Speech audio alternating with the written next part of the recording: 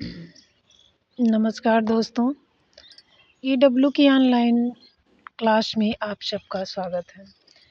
तो हम भक्ति काल जो है पद्य साहित्य में बहुत इम्पोर्टेंट काल है और ये काफ़ी ब्रॉड भी है। तो इसमें हम जो है निर्गुण भक्ति धारा को पढ़ चुके हैं। अब हम आ गए हैं सगुण भक्ति धारा पर। तो आज देखेंगे हम कि सगुण भक्ति धारा का उद्भव कैसे हुआ और इसका विकास कैसे हुआ। तो चलिए देखते हैं।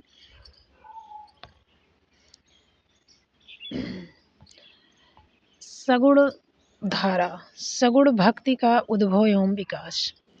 आचार्य शुक्ल के अनुसार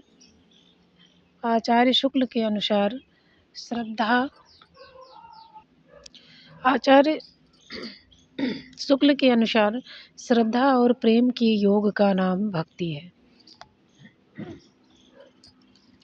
शुक्ल जी ने किसे भक्ति माना है? तो श्रद्धा और प्रेम के योग को, यानी कि श्रद्धा और प्रेम मिलाकर क्या है भक्ति। शुक्ल जी का कहने का मतलब है कि श्रद्धा और प्रेम दोनों को मिलकर क्या बनती है? भक्ति बनती है। भक्ति साहित्य में प्रस्थान त्रयी, उपनिषद, गीता और ब्रह्मसूत्र को कहा गया है। देखिए, भक्ति साहित्य में प्रस्थान त्रयी किसे किसे कहा गया है? तो उपनिषद को, गीता को और ब्रह्मसूत्र को। तो भक्ति साहित्य में प्रस्थान त्रयी, उपनिषद, गीता और ब्रह्मसूत्र को कहा गया है।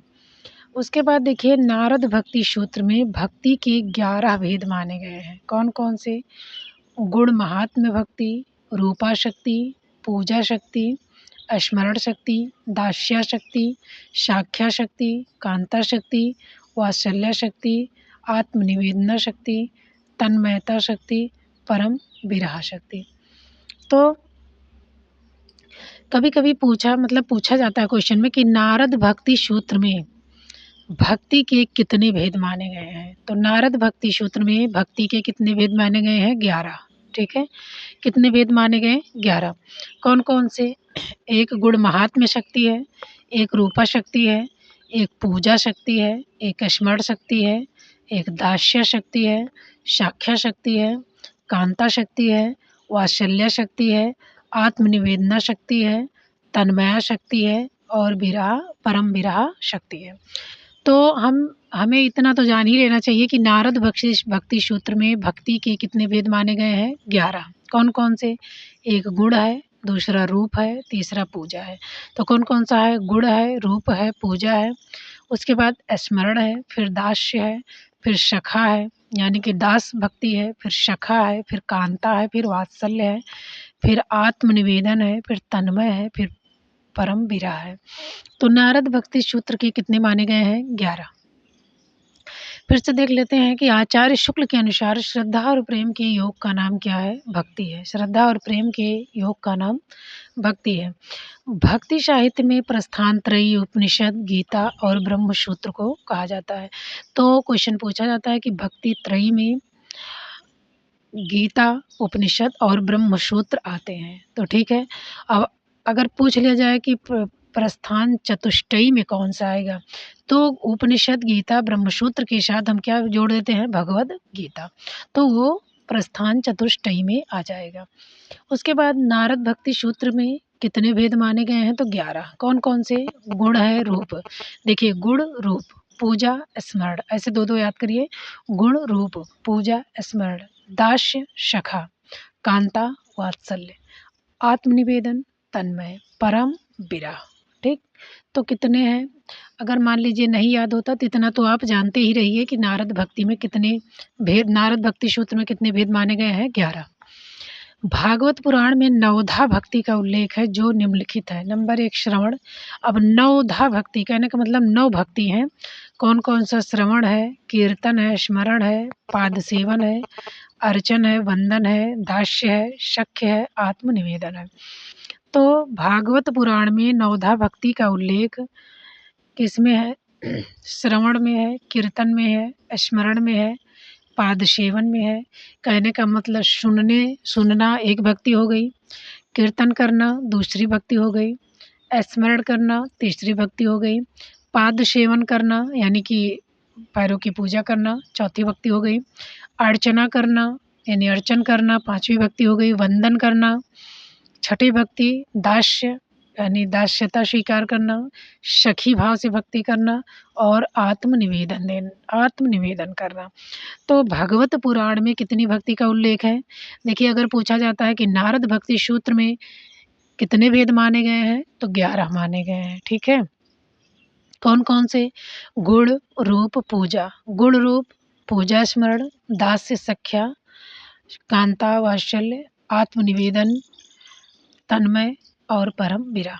तो नारद भक्ति सूत्र में कितने भक्ति माने गए हैं? भक्ति के भेद 11 माने गए हैं और भागवत पुराण में 9 भक्ति का उल्लेख है, जो इस प्रकार है। पहली भक्ति है सुनना, दूसरा कीर्तन करना, तीसरा स्मरण करना, चौथा पाद सेवन करना, 5वां अर्चन करना, 6वां बंधन करना, 7वां दास्य, 8वां सख्य और 9वां आत्म निवेदन करना। वैष्णव धर्म में सर्वप्रथम भागवत धर्म आता है।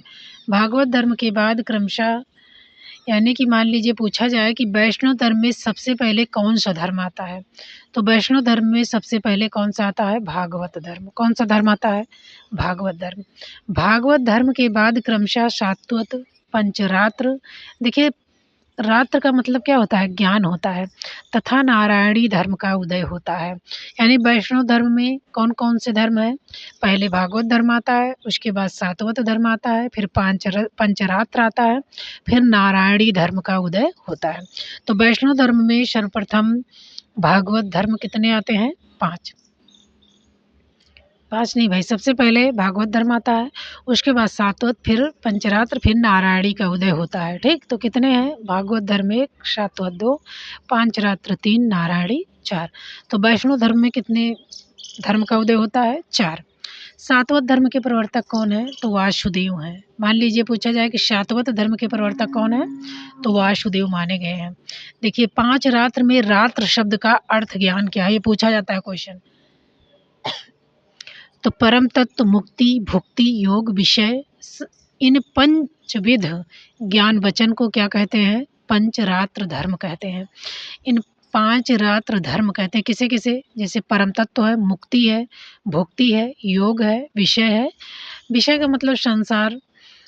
इन 5 विधाओं यानी पंचविध जो हैं, इस ज्ञान वचन को ही हम क्या कहते हैं? 5 रात्र धर्म कहते हैं। इसके बाद हम आगे देखिए, हम क्या पढ़ रहे हैं? भक्ति काल, सगुण भक्ति धारा। ठीक है, वैष्णव भक्ति का उदय कहाँ हुआ? दक्षिण भारत में हुआ। दक्षिण भारत में ही सगुण भक्ति की उत्पत्ति स्वीकार की जाती है। दक्षिण भारत में ही सगुण भक्ति की उत्पत्ति क्या की जाती है? स्वीकार की जाती है। वैष्णव भक्ति का आधार ग्रंथ क्या है? भागवत पुराण माना जाता है। वैष्णव भक्ति का आधार ग्रंथ क्या है?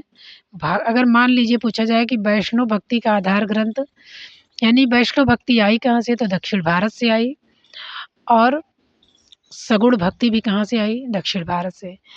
और वैष्णव भक्ति का आधार ग्रंथ क्या है? तो भागवत महापुराण है। यानी वैष्णव भक्ति का आधार ग्रंथ क्या है? भागवत महापुराण है। वैष्णव भक्ति के आदि आचार्य कौन है? रामानुजाचार्य। कौन माने जाते हैं?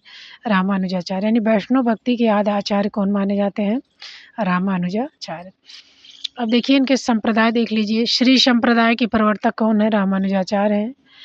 ब्रह्म संप्रदाय के मध्वाचार्य हैं। देखिए, हमने उस दिन बताया था, जब पढ़ा रहे थे तो बताए थे कि श्री कौन है? श्री राम। ऐसे पढ़ लीजिए, बस आपको याद हो जाएगा, श्री राम। तो श्री संप्रदाय के प्रवर्तक श्री रामानुजाचार्य हैं। ब्रह्म संप्रदाय के प्रवर्तक कौन है? मध्वाचार्य। ब्रह्म देखिए छोटा है, मध्व। रुद्र के भाई कौन है? विष्णु, यानी विष्णु स्वामी। रुद्र संप्रदाय के प्रवर्तक कौन है? विष्णु स्वामी। शनकादि निम्बारकाचार्य को कहा जाता है। ठीक, निम्बारकाचार्य। शनकादि के संस्थापक कौन है? निम्बारकाचार्य। रुद्र के कौन है? वल्लभ। रुद्र संप्रदाय के प्रवर्तक कौन है? वल्लभाचार्य। तो देखिए, श्री संप्रदाय के श्री राम यानी रामानुजाचार्य, ब्रह्म के मध्वाचार्य, रुद्र के विष्णु स्वामी यानी रुद्र के भाई विष्णु, तो रुद्र संप्रदाय के प्रवर्तक कौन है? विष्णु स्वामी। शनकादि के निम्बारकाचार्य हैं, रुद्र के वल्लभाचार्य हैं। अब हम इनकी जन्म और मृत्यु देख लेते हैं। तो रामानुजाचार्य का जन्म कब हुआ? 1016 में। कब हुआ? 1016 में। और इनकी मृत्यु कब हुई? 1127 में। तो श्री संप्राय यानी रामानुजाचार्य का जन्म कब हुआ? 1016 में। और इनकी मृत्यु कब हुई? 1127 में। मध्वा का जन्म कब हुआ? 1199 में। यानी कि सबसे पुराना श्री संप्रदाय है। उसके बाद ब्रह्म संप्रदाय यानी 1199 में ब्रह्म संप्रदाय यानी कि मध्वाचार्य का जन्म हुआ। विष्णु स्वामी का जन्म कब हुआ? 1300 में। शनकाद निम्बारकाचार्य का 1114 से 1162 ईस्वी। रुद्र संप्रदाय वल्लभाचार्य का 1478 से 1523। फिर से देख लेते हैं। रामानुजाचार्य का जन्म कब हुआ? 1016 में जन्म हुआ, 1127 में मृत्यु हुई। ब्रह्म संप्रदाय के प्रवर्तक हैं मध्वाचार्य। उनका जन्म कब हुआ? 1199 में। रुद्र संप्रदाय के विष्णु स्वामी है, इनका जन्म कब हुआ? 1300 में। निम्बारकाचार्य का 1114 से 1162 ईस्वी। और रुद्र संप्रदाय वल्लभाचार्य 1478 से 1523। अब देखिए रामानुजाचार्य के गुरु कौन है? यादव प्रकाश। कौन है? यादव प्रकाश। सनकादि के कौन है? निम्बारकाचार्य। कहा जाता है निम्बारकाचार्य नारद मुनि ने सनकादि ऋषि को जो है दी थी शिक्षा। सनकादि ऋषि ने निम्बारकाचार्य को दिया। तो निम्बारकाचार्य ने किसकी स्थापना की? सनकादि संप्रदाय की। और विष्णु स्वामी ने किसकी की? वल्लभाचार्य। विष्णु स्वामी वल्लभाचार्य के गुरु कौन है? विष्णु स्वामी। तो निम्बारकाचार्य के गुरु नारद मुनि है, नारद मुनि ने इन्हें बताया था। और वल्लभाचार्य के गुरु कौन है? विष्णु स्वामी। तो राम देखिए, राम का दर्शन क्या है? तो राम का दर्शन कैसा है? विशिष्ट है। कैसा है? विशिष्ट। तो राम विशिष्टाद्वैतवाद है। मध्व कैसे हैं? द्वैत हैं। मध्व कैसे हैं? द्वैत हैं। देखिए मध्व द्वैत। विष्णु स्वामी कैसे हैं? शुद्ध हैं। विष्णु कैसे हैं? शुद्ध हैं। निम्बार्क कैसे हैं? द्वैत अद्वैत दोनों हैं। निम्बार्क कैसे हैं? द्वैत और अद्वैत दोनों हैं। वल्लभा कैसे हैं? शुद्ध हैं। वल्लभा कैसे हैं? शुद्ध हैं। इस तरह से आप याद करेंगे तो याद हो जाएगा। अब देखिए रामानुजाचार्य कहाँ के थे? कांचीपुरम। और कांचीपुरम है कहाँ? दक्षिण भारत में। ठीक है। मध्वाचार्य कहाँ के थे? बेलीग्राम के। निम्बारकाचार्य कहाँ के थे? निम्बापुर, जो कि बेल्लरी जिला में है। निम्बापुर बेल्लरी जिला। और रुद्र संप्रदाय के संस्थापक कौन है? चंपारण रायपुर। कौन है? चंपारण रायपुर में। तो रामानुजाचार्य का जन्म स्थान कहाँ हुआ? कांचीपुर में। मध्वा का कहाँ हुआ? बेलीग्राम। विष्णु स्वामी का निम्बार्क का कहाँ हुआ? निम्बापुर में, जो बेल्लरी जिला है। और वल्लभाचार्य का चंपारण में हुआ, जो कि रायपुर में है। ठीक। रुद्र संप्रदाय के आदि प्रवर्तक कौन है? विष्णु स्वामी। ठीक है। अगर मान लीजिए आदि प्रवर्तक भी पूछा जाता है तो कौन है? विष्णु स्वामी। किंतु कई विद्वान इनका प्रवर्तक इसका प्रवर्तक किसे मानते हैं? वल्लभाचार्य को। यानी कहा जाता है कि रुद्र संप्रदाय के आदि परिवर्तक यानी सबसे पहले रुद्र संप्रदाय की स्थापना विष्णु स्वामी ने की थी। और लेकिन कुछ लोग कहते हैं कि नहीं, वल्लभाचार्य को मानते हैं। दक्षिण भारत के वैष्णव भक्तों को आलवार कहा जाता है। इसको हमने बताया था कि जो विष्णु की उपासना करते हैं उन्हें क्या कहा जाता है? वैष्णव। और यही उत्तरी भारत में इसे वैष्णव कहा जाता है। दक्षिणी भारत में वैष्णव को क्या कहा जाता है? आलवार।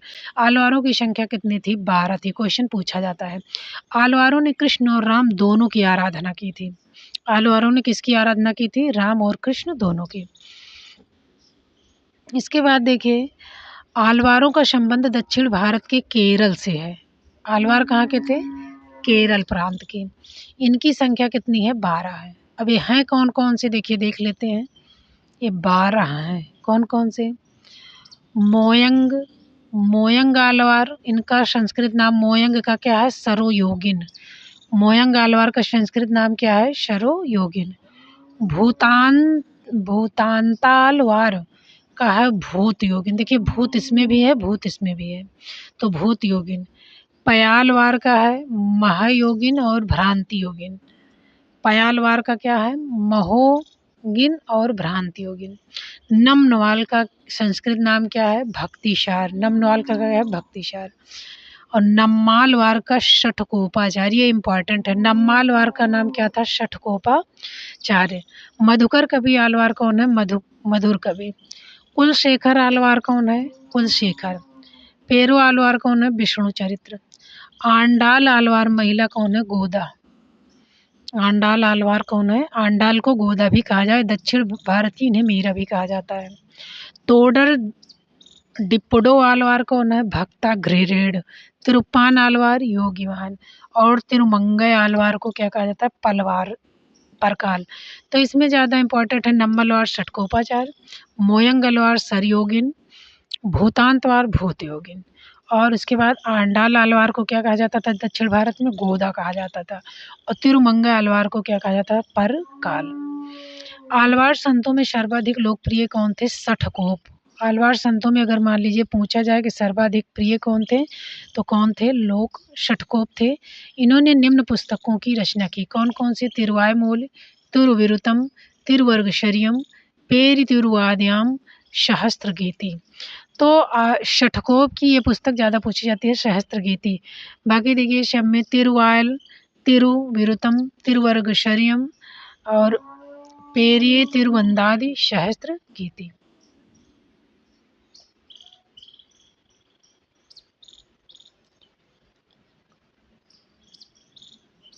क्वेश्चन नंबर देखिए, 7वें आलवार संत केरल के चेरवंशी राजा कुलशेखर ने पेरुमाल तिरुभोवी नामक ग्रंथ की रचना की है। 7वें आलवार संत केरल के चेरवंशी राजा कुलशेखर ने पेरुमाल तिरुभोवी नामक ग्रंथ की रचना की। यानी 7वें आलवार कौन थे? पूछा जाता है 7वां आलवार कौन था? तो 7वां आलवार कौन थे? कुलशेखर। और ये जो है केरल के क्या थे? चेरवंशी राजा थे। केरल के किस वंश के राजा थे? चेरवंशी। तो कुलशेखर कहाँ के थे? केरल के। और ये किस नंबर के आलवार थे? यानी आलवार भक्त थे कुलशेखर 7वें नंबर के। पेरुमाल तिरुभूमि नामक ग्रंथ की रचना की। इनकी रचना क्या है? पेरुमाल तिरुभूमि, इंपॉर्टेंट है, पूछा जाता है। तो कुलशेखर की रचना क्या है? पेरुमाल तिरुभूमि। और 7वें आलवार संत केरल के चेरवंशी राजा थे। उसके बाद है आलवार संतों के लोक प्रचलित 4000 पदों को नलियार दिव्य प्रबंधम शीर्षक से 4 भागों में रंगनाथ मुनि और रघुनाथाचार्य ने संकलित किया। आलवार संतों के लोक प्रचलित 4000 पद हैं। कितने हैं? 4000 पदों का एक नलियार दिव्य प्रबंधम लिखा है। ठीक, उनका मान लीजिए पूछा जाए कि आलवार संतों का सबसे प्रसिद्ध ग्रंथ कौन सा है, तो नलियार दिव्य प्रबंधम है। और पूछा जाए कि इसमें कितने पद हैं, तो 4000 पद हैं। 4 भागों में रंगनाथ मुनि या रघुनाथाचार्य ने संकलित किया है। तो और इसकी रचना किसने की? रंगनाथ मुनि। उन्हीं को रघुनाथाचार्य भी कहा जाता है। और ये भागों में कितने हैं? तो नलियार दिव्य प्रबंध कितने भागों में है? 4। कितने पद हैं? 4000। किसने लिखा? रंगनाथ मुनि ने। और ये रंगनाथ मुनि कौन है? एक आलवार है। ठीक, इम्पॉर्टेंट है। रघुनाथाचार्य रंगनाथ, यानी रंगनाथ मुनि को ही रघुनाथाचार्य भी कहा जाता है, जो कि श्री संप्रदाय के प्रथम आचार्य हैं। श्री संप्रदाय के प्रथम आचार्य कौन है? रघुनाथाचार्य। ठीक, श्री संप्रदाय के प्रथम आचार्य अगर पूछा जाता है तो रंगनाथ मुनि है या रघुनाथाचार्य है, दोनों एक ही है। इनका जन्म 824 ईस्वी में हुआ था, मृत्यु 924 ईस्वी में। इनका जन्म कब हुआ? 824, मृत्यु 924। रंगनाथ मुनि ने न्याय तत्व नामक एक दार्शनिक ग्रंथ संस्कृत में लिखा। रंगनाथ मुनि ने न्याय तत्व नामक एक दार्शनिक ग्रंथ क्या किया? संस्कृत में लिखा। तो पूछा जाता है न्याय तत्व किसका ग्रंथ है? तो किसका है? रंगनाथ का। श्री संप्रदाय के प्रवर्तक कौन है? रामानुजाचार्य के पूर्ववर्ती काल क्रमानुसार निम्नलिखित हैं। अब देखिए रामानुजाचार्य की यानी परंपरा पूछी जाती है, यानी कि मतलब इनकी गुरु शिष्य परंपरा। तो सबसे पहले रंगनाथ थे। रंगनाथ के गुरु वो कौन है? शिष्य पुंडरीकाक्ष हैं। पहले रंग है कि पुंडरीक हैं, फिर राम मिश्र हैं, फिर कौन है? राम मिश्र। क्योंकि कभी-कभी ऐसे क्रम दे दिया जाता है कौन सा सही है। तो पहले रंगनाथ मुनि हैं, फिर पुंडरीकाक्ष हैं, फिर राम मिश्र हैं, फिर यामुनाचार्य हैं, फिर रामानुजाचार्य हैं। तो पहले रंगनाथ मुनि, फिर पुंडरीकाक्ष, फिर राम मिश्र, फिर यामुनाचार्य, फिर रामानुजाचार्य। श्री संप्रदाय के चतुर्थ आचार्य यामुनाचार्य 916 से 1040 ईस्वी ने सिद्धित्रय, आगम, प्रामाण्य, गीतार्थ संग्रह आदि दार्शनिक ग्रंथों की रचना की। तो श्री संप्रदाय के चौथे आचार्य कौन है? यमुना है। ठीक, दूसरे पुंडरीक हैं, पहले रंग है, फिर दूसरा पुंडरीक है, तीसरा राम है, राम मिश्र, चौथा यमुना है, पांचवा रामानुजाचार्य है। और यमुनाचार्य चौथे हैं। इन्होंने क्या लिखा? 916 से 1040 में सिद्धित्रय, आगम, प्रामाण्य, गीतार्थ संग्रह आदि दार्शनिक ग्रंथों की रचना की। श्री संप्रदाय में राम को आराध्य माना गया, ब्रह्म, रुद्र और शनकादि में कृष्ण को आराध्य माना गया। देखिए, श्री संप्रदाय के लोग किसकी पूजा करते थे? राम की। श्री संप्रदाय के लोग किसकी पूजा करते थे? राम की। जबकि ब्रह्म, रुद्र और शनकादिक इन तीनों में कृष्ण की पूजा की जाती थी। तो ब्रह्मा, रुद्र और शनकादिक में किसकी पूजा होती थी? कृष्ण की। अहिंसा और प्रपत्तिवाद, अहिंसा और प्रपत्तिवाद वैष्णव संप्रदाय की वैशिष्ट्य है, विशेषता है। अहिंसावाद और प्रपत्तिवाद वैष्णव संप्रदाय की क्या है? वैशिष्ट्य यानी विशेषता है। वैष्णव संप्रदाय की अगर विशेषता में पूछा जाएगा तो क्या होगा? अहिंसावाद और प्रपत्तिवाद। प्रपत्तिवाद को शरणागति भी कहा जाता है। प्रपत्तिवाद का दूसरा नाम क्या है? शरणागति। वैष्णव संप्रदाय में प्रपत्ति और शरणागति के 6 अंग माने गए हैं। कौन कौन से? अनुकूल का संकल्प, प्रतिकूल का त्याग, रक्षा का विश्वास, गोत्रत्ववर्ण, आत्म निक्षेप, कार्पण्यता। अब देखिए, शंकराचार्य का जन्म कब हुआ था? 8वीं शताब्दी में। शंकराचार्य का मान लीजिए मिलान करने के लिए आता है कि शंकराचार्य किस शताब्दी के हैं, तो ये किस शताब्दी के हैं? 8वीं शताब्दी के। कहाँ के हैं? केरल में। शंकराचार्य ने अद्वैत वेदांत की स्थापना की और प्रस्थान त्रयी का भाष्य किया। शंकराचार्य ने कौन सी वेदांत की स्थापना की? अद्वैतवाद। कौन सी? ये कहते हैं कि नहीं, दो नहीं है, ईश्वर दो नहीं है, एक ही है। तो इन्होंने अद्वैतवाद बताया और प्रस्थान त्रयी का भाष्य किया। प्रस्थान त्रयी का भाष्य किया। शंकराचार्य के गुरु का नाम क्या था? गोविंद योगी। देखिए, शंकराचार्य के गुरु कौन थे? गोविंद योगी। शंकराचार्य ने कौन सा संप्रदाय की स्थापना की? स्मार्त संप्रदाय। स्मार्त संप्रदाय का प्रवर्तन किया, जो पंचदेवोपासना पर आधारित है। तो शंकराचार्य ने अद्वैतवाद की स्थापना की और प्रस्थान त्रयी का भाष्य किया। शंकराचार्य के गुरु का नाम क्या था? गोविंद योगी। शंकराचार्य ने स्मार्त संप्रदाय का प्रवर्तन किया, जो पंचदेवोपासना पर आधारित। शंकराचार्य ने कौन सा संप्रदाय बनाया? स्मार्त। और उसमें 5 देवों की उपासना की गई है। ठीक, उसमें कितने देवों की उपासना की गई है? 5। कुछ विद्वान शंकराचार्य को प्रच्छन्न बौद्ध भी कहते हैं। क्वेश्चन बनता है कि प्रच्छन्न बौद्ध किसे कहा जाता है? तो किसे कहा जाता है? शंकराचार्य। प्रच्छन्न मतलब छिपा हुआ, अप्रत्यक्ष। क्योंकि इनके गुरु के गुरु गौड़पाद क्या थे? बौद्ध थे। क्योंकि इनके गुरु के गुरु गौड़पाद क्या थे? इनके गुरु कौन है? गोविंद योगी। और गोविंद योगी के गुरु कौन थे? गौड़पाद बौद्ध। इसलिए शंकराचार्य को क्या कहा जाता है? प्रच्छन्न बौद्ध यानी छिपा हुआ बौद्ध। दक्षिण के शैव भक्तों को क्या कहा जाता है? नयनार। नयनारों की संख्या कितनी है? 63। नयनारों की संख्या कितनी है? 63। दक्षिण के आलवार संतों की भाषा कितनी क्या है? तमिल। दक्षिण के आलवार संतों की भाषा क्या है? तमिल है। आलवारों में प्रसिद्ध एकमात्र महिला कौन थी? आंडाल, जो कि दक्षिण की मीरा। कभी कभी क्वेश्चन पूछा जाता है कि दक्षिण की मीरा किसे कहा जाता है? तो किसे कहा जाता है? आंडाल को। आंडाल को दक्षिण की मीरा कहा जाता है। तो आज जो है, आज सगुण भक्ति का उद्भव और विकास है, और कल हम सगुण भक्ति राम काव्य धारा के ऊपर लेके आएंगे। और ब्रॉड है इसलिए उसको 2 पार्ट में करेंगे। तो आज यहीं तक। शुभ संध्या। धन्यवाद।